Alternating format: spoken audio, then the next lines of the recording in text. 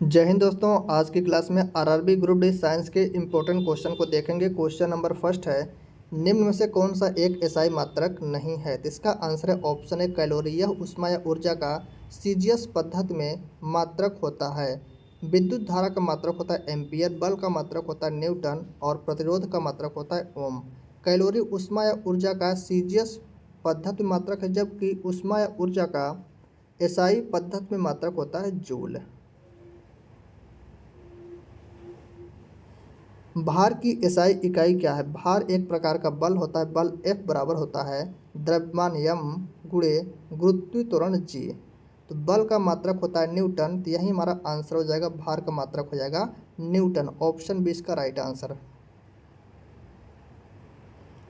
निम्न में से किस राशि का एसआई मात्रक कैंडिला है? एसआई मात्रक कैंडिला पूछा है किसका? तो इसका आंसर हो जाएगा ऑप्शन डी, ज्योति तीव्रता का मात्रक होता है कैंडिला। रेडियोधर्मिता की एसआई इकाई क्या है? रेडियोधर्मिता की एसआई इकाई होती है बैकुरल। मोस्ट इंपोर्टेंट क्वेश्चन है। एक प्रकाश वर्ष बराबर होता है 9.46 गुणे 10 घाते 15 मीटर के, और दूरी मापने की सबसे बड़ी इकाई होती है पारसेक। एक पारसेक बराबर 3.26 प्रकाश वर्ष। रेडियोधर्मी पदार्थ द्वारा उत्सर्जित होने वाले विकिरण की मात्रा को डैश नामक पारंपरिक इकाई में मापा जाता है। तो रेडियोधर्मी पदार्थ जो उत्पन्न करते हैं विकिरण, उसको किस में मापते हैं? तो इसका आंसर है क्यूरी। ऑप्शन डी इसका राइट आंसर है। कार्य करने की दर को शक्ति कहा जाता है। शक्ति की इकाई क्या है? शक्ति जिसे पावर कहते हैं। पावर P बराबर हो जाएगा कार्य W बटे समय T। कार्य का मात्रक हो जाएगा जूल और समय का मात्रक हो जाएगा सेकंड। जूल प्रति सेकंड इसका करेक्ट आंसर हो जाएगा, लेकिन यहाँ पर ऑप्शन जूल प्रति सेकंड दिया नहीं, तो इसका आंसर बनेगा वाट। ऑप्शन डी इसका राइट हो जाएगा, शक्ति का मात्रक वाट। प्रतिरोधकता की एसआई इकाई क्या है? यहाँ पर प्रतिरोधकता की एसआई इकाई पूछा है, तो इसका आंसर हो जाएगा ओम मीटर। यह प्रतिरोधकता की एसआई इकाई है और प्रतिरोध का मात्रक होता है ओम। प्रतिरोधकता चालक की प्रकृति और तापमान पर निर्भर करता है। लेंस की शक्ति की एसआई इकाई क्या है? लेंस की जो शक्ति होती है उसका एसआई इकाई पूछा, तो इसका आंसर हो जाएगा डायोप्टर। ऑप्शन बी इसका राइट आंसर हो जाएगा। लेंस की शक्ति जिसे पावर जिसे क्षमता कहते हैं, P बराबर होता है 1/F, जहाँ पर F क्या है? लेंस की फोकस दूरी है। ध्वनि को मापने के लिए कौन से यूनिट को उपयोग किया जाता है? ध्वनि को मापने के लिए कौन से यूनिट का उपयोग करते हैं? तो इसका आंसर हो जाएगा डेसिबल। डेसिबल इसका करेक्ट आंसर। और फ्रीक्वेंसी का मात्रक होता है हर्ट्ज। प्रतिरोध का मात्रक ओम और विभवांतर का मात्रक वोल्ट होता है। एसआई प्रणाली में प्रतिबल की माप इकाई है। प्रतिबल बराबर होता है बल F बटे क्षेत्रफल A। बल का मात्रक हो जाएगा न्यूटन और क्षेत्रफल का मात्रक हो जाएगा मीटर स्क्वायर। न्यूटन प्रति मीटर स्क्वायर इसका राइट आंसर हो जाएगा ऑप्शन बी। अपवर्तनांक का मात्रक क्या है? अपवर्तनांक क्या होता है कि किसी माध्यम का अपवर्तनांक वह संख्या है, किसी माध्यम का अपवर्तनांक वह संख्या जो बताती है कि उस माध्यम में विद्युत चुंबकीय तरंग की चाल किसी अन्य माध्यम की अपेक्षा कितना गुना कम अथवा अधिक है, उसे उस माध्यम का अपवर्तनांक कहते हैं। इसका कोई भी मात्रक नहीं होता। ऑप्शन सी इसका राइट आंसर हो जाएगा। चुंबकीय फ्लक्स की एसआई इकाई क्या है? चुंबकीय फ्लक्स की एसआई इकाई होती है वेबर। ऑप्शन डी इसका राइट आंसर। और धारिता का मात्रक होता है फैराड। प्रेरकत्व का मात्रक होता है हेनरी। मंदता की अंतर्राष्ट्रीय इकाई क्या है? मंदता किसे कहते हैं? त्वरण को ही मंदता कहते हैं। त्वरण बराबर होता है वेग परिवर्तन डेल्टा V अपान समय अंतराल डेल्टा T। तो वेग का मात्रक हो जाएगा मीटर प्रति सेकंड और समय का मात्रक हो जाएगा सेकंड। तो यहाँ पर हो जाएगा मीटर प्रति सेकंड स्क्वायर। ऑप्शन हो जाएगा ए। ऑप्शन इसका राइट आंसर हो जाएगा। त्वरण का मात्रक हो जाएगा मीटर प्रति सेकंड स्क्वायर, जिसे मंदता भी कहते हैं। विद्युत ऊर्जा व्यय का वाणिज्यिक मात्रक क्या है? विद्युत ऊर्जा व्यय का वाणिज्यिक मात्रक होता है किलोवाट घंटा kWh। मात्रक कूलाम प्रति सेकंड का दूसरा नाम क्या है? तो आवेश Q बराबर होता है विद्युत धारा I और गुणे समय t। यहाँ पर पूछा है कूलाम प्रति सेकंड, तो Q बटे T कर देंगे, किसके बराबर हो जाएगा, I के। ठीक है, I के बराबर हो जाएगा। आवेश का मात्रक हो जाएगा कूलाम और समय का मात्रक हो जाएगा सेकंड और विद्युत धारा का मात्रक हो जाएगा एम्पियर, अर्थात कूलाम प्रति सेकंड एम्पियर के बराबर हो जाएगा। आंसर हो जाएगा ऑप्शन बी। तरंग का वेग का एसआई मात्रक क्या है? तरंग वेग का एसआई मात्रक पूछा है, तो वेग यहाँ पर देखिए डायरेक्टली, तो वेग का मात्रक क्या होता है, मीटर प्रति सेकंड होता है, तो यही आंसर बनेगा मीटर प्रति सेकंड।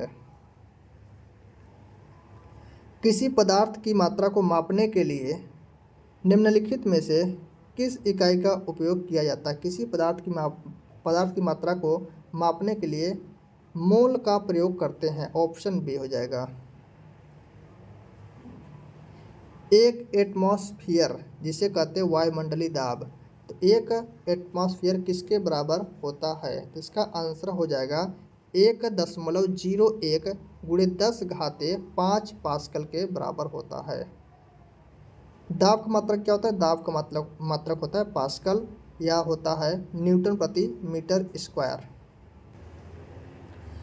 प्रदीप्ति की माप निम्न से किसका उपयोग करके की जाती है? जो इल्यूमिनेशन है उसकी माप किसके द्वारा की जाती है? इसका आंसर लक्स मीटर के द्वारा। लक्स मीटर के द्वारा इल्यूमिनेशन की माप की जाती है। हाइग्रोमीटर से क्या मापा जाता है? हाइग्रोमीटर से क्या मापा जाता है? तो राइट आंसर हो जाएगा जो आर्द्रता होती है उसे मापते हैं। द्रव के घनत्व को हाइड्रोमीटर से मापते हैं और ऊष्मीय विकिरण को बोलोमीटर के द्वारा मापा जाता है।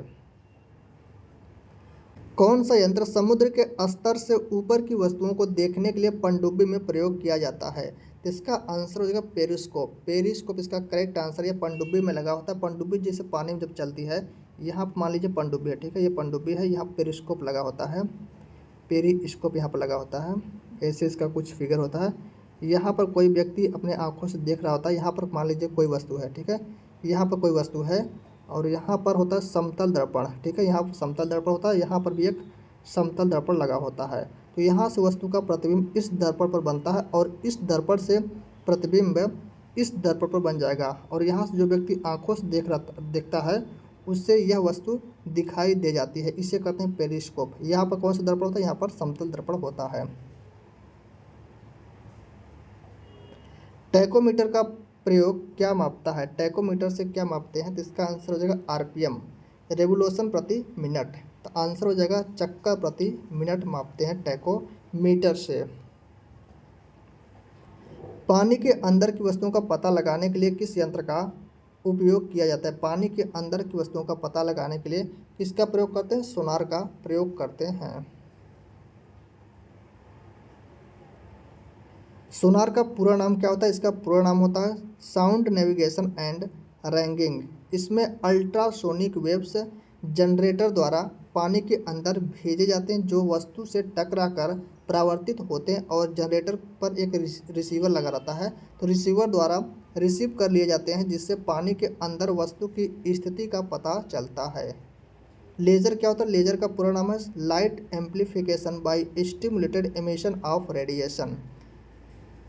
लेज़र का आविष्कार शल्य चिकित्सा में होता है। जहाज़ों में क्या मापने के लिए इको लोकेशन का उपयोग होता है? इको लोकेशन का उपयोग क्या मापने के लिए होता है? इसका आंसर हो जाएगा पानी की गहराई मापने के लिए। पानी की गहराई मापने के लिए इको लोकेशन का उपयोग होता है। गैल्वेनोमीटर का उपयोग किया जाता है, किस लिए करते हैं इसका उपयोग? तो इसका उपयोग होता है धारा की दिशा पता करने के लिए गैल्वेनोमीटर का प्रयोग करते हैं। निम्नलिखित में से कौन से झूठ का पता लगाने वाली मशीन है? लाइट डिटेक्टर मशीन जिसे कहते हैं, तो कौन सी मशीन उसे कहते हैं? पॉलीग्राफ। ऑप्शन हो जाएगा सी। निम्नलिखित में से कौन अदिश राशि है? अदिश राशि कौन सी? तो इसका आंसर हो जाएगा द्रव्यमान। द्रव्यमान एक अदिश राशि है। वे भौतिक राशियां जिनमें केवल परिमाण होता है, दिशा नहीं, उसे अदिश राशि कहते हैं। जैसे लंबाई, दूरी, द्रव्यमान, समय, क्षेत्रफल, आयतन, कार्यचाल, आवेश, ये सभी अदिश राशियां हैं। और सदिश राशियां किसे कहते हैं? जिसमें परिमाण के साथ साथ दिशा भी होती है, उन्हें कहते हैं सदिश राशियां। एग्जाम्पल क्या है? वेग, त्वरण, बल, भार, संवेग, विस्थापन, ये सभी क्या हैं? ये सभी सदिश राशियां हैं। निम्न में से कौन अधिक काम कर सकता है? इनमें से कौन अधिक कार्य कर सकता है? कार्य W बराबर होता है बल F गुणे विस्थापन S, और इन दोनों के बीच का एंगल हो जाएगा cos थीटा। ठीक है, तो यहाँ पर विस्थापन सबसे अधिक जिसमें होगा वही सबसे अधिक कार्य करेगा। तो चलती हुई गोली में अधिक विस्थापन हो जाएगा, तो इसका आंसर हो जाएगा ऑप्शन बी। यदि किया गया कार्य शून्य है, किया गया कार्य W अर्थात W कितना है? शून्य है, तो बल और विस्थापन के बीच का कोण है, तो W बराबर होता है बल F विस्थापन S, और इन दोनों के बीच के कोण हो जाएगा cos थीटा। तो W जीरो करने के लिए इस पूरा पार्ट का मान जीरो होना चाहिए। इसका मान जीरो कब हो जाएगा? और पूछा इन दोनों के बीच का एंगल पूछा है, तो एंगल cos थीटा में जीरो करना होगा। cos थीटा जीरो कैसे होगा? जब थीटा की वैल्यू हो जाएगी 90 डिग्री, cos 90 डिग्री का मान होता है जीरो, तो इसकी पूरी की वैल्यू हो जाएगी जीरो, अर्थात कार की वैल्यू हो जाएगा जीरो। थीटा 90 डिग्री पर कार की वैल्यू हो जाएगी जीरो, ऑप्शन बी। यदि कार्य का मान धनात्मक हो तो जिस निकाय पर कार्य हो रहा है डैश। यदि कार्य जो W है उसका मान पॉजिटिव है, धनात्मक है, तो जिस निकाय पर कार्य हो रहा है उसकी ऊर्जा में वृद्धि होगी। उसकी ऊर्जा में क्या होगी? वृद्धि होगी। बल द्वारा किया गया कार्य धनात्मक होता है जब बल द्वारा किया गया कार्य धनात्मक होता है जब विस्थापन बल की दिशा में होता है। जो विस्थापन है वह बल की दिशा में होता है, तो बल द्वारा किया गया कार्य धनात्मक होता है। कार्य W बराबर होता है बल गुणे विस्थापन इंटू इन दोनों के बीच का एंगल cos थीटा होता है। किसी वस्तु पर किया गया कार्य निम्नलिखित में से किस पर निर्भर नहीं करता है? किसी वस्तु पर किया गया कार्य किस पर निर्भर नहीं करता? कार्य W बराबर होता है बल F विस्थापन S, और इन दोनों के बीच का एंगल हो जाएगा cos थीटा। तो कार्य W बल, विस्थापन और इनके बीच के एंगल थीटा पर निर्भर करता है। तो प्रयुक्त बल पर निर्भर करता है? बिल्कुल। द्रव्यमान पर निर्भर करता? नहीं, वस्तु के द्रव्यमान पर निर्भर नहीं करता है। और अगला ऑप्शन दिया है द्रव्यमान, बल और विस्थापन के बीच का एंगल इस पर भी निर्भर करता है। तो पूछा किस पर निर्भर नहीं करता है, तो इसका आंसर हो जाएगा ऑप्शन बी और सी, वस्तु के द्रव्यमान, और ये भी द्रव्यमान दिया है, तो एक आंसर कैंसिल कर देंगे। द्रव्यमान इसका करेक्ट आंसर हो जाएगा, द्रव्यमान पर निर्भर नहीं करता है। कार्य तभी हो सकता है जब क्या हो जाएगा? जब ऊर्जा हो। कार्य तभी हो सकता है जब बल हो, गलत, संवेग, शक्ति, ये तीनों नहीं होगा। इसका आंसर हो जाएगा ऑप्शन ए, कार्य तभी होगा जब ऊर्जा हो। यदि कोई वस्तु वृत्ताकार पथ में घुमाई जाती है तो उस पर किया गया कार्य होगा। उसका कार्य कितना होगा? जब कोई जिससे वस्तु है वृत्ताकार पथ पर घूम रही है तो उसके द्वारा किया गया विस्थापन क्या हो जाएगा? जीरो होता है। इसलिए कार्य W का मान हो जाएगा शून्य। ऑप्शन ए इसका राइट आंसर हो जाएगा, क्योंकि एक चक्कर में विस्थापन कितना हो जाएगा? शून्य हो जाता है। शक्ति को किस रूप में व्याख्यायित किया जाता है? शक्ति को किस रूप में व्याख्यायित किया जाता है? आंसर हो जाएगा कार्य करने की दर अथवा ऊर्जा स्थानांतरण की दर को शक्ति कहते हैं। शक्ति अर्थात पावर P बराबर होता है कार्य W/T। ऊर्जा संरक्षण के सिद्धांत के संबंध में कौन सा कथन सही है? तो ऊर्जा संरक्षण का सिद्धांत क्या होता है कि ऊर्जा का न तो निर्माण किया जा सकता है, मतलब ऊर्जा न ही उत्पन्न किया जा सकता, न ही ऊर्जा को नष्ट कर सकते हैं। इसे कहते हैं ऊर्जा संरक्षण का सिद्धांत। यदि वायु प्रतिरोध को नगण्य माने तो मुक्त रूप से गिरते हुए पिंड की स्थितिज ऊर्जा और गतिज ऊर्जा का योग क्या होगा? तो उस समय स्थितिज और गतिज ऊर्जा का योग हमेशा कांस्टेंट अर्थात स्थिर होता है। जब एक संपीड़ित स्प्रिंग को छोड़ा जाता है तो यह अपनी स्थितिज ऊर्जा को किस में बदल देता है? तो अपनी स्थितिज ऊर्जा को गतिज ऊर्जा में बदल देता है। गतिज ऊर्जा के बराबर होता है 1/2 mv²। यम क्या है? वस्तु का द्रव्यमान है। भी क्या है? वस्तु का वेग। और स्थितिज ऊर्जा जिसे पोटेंशियल एनर्जी कहते हैं, पोटेंशियल एनर्जी बराबर होता है m गुणे गुरुत्वीय त्वरण g गुणे h। ये क्या? हाइट ऊंचाई है। यम वस्तु का द्रव्यमान है, g गुरुत्वीय त्वरण है।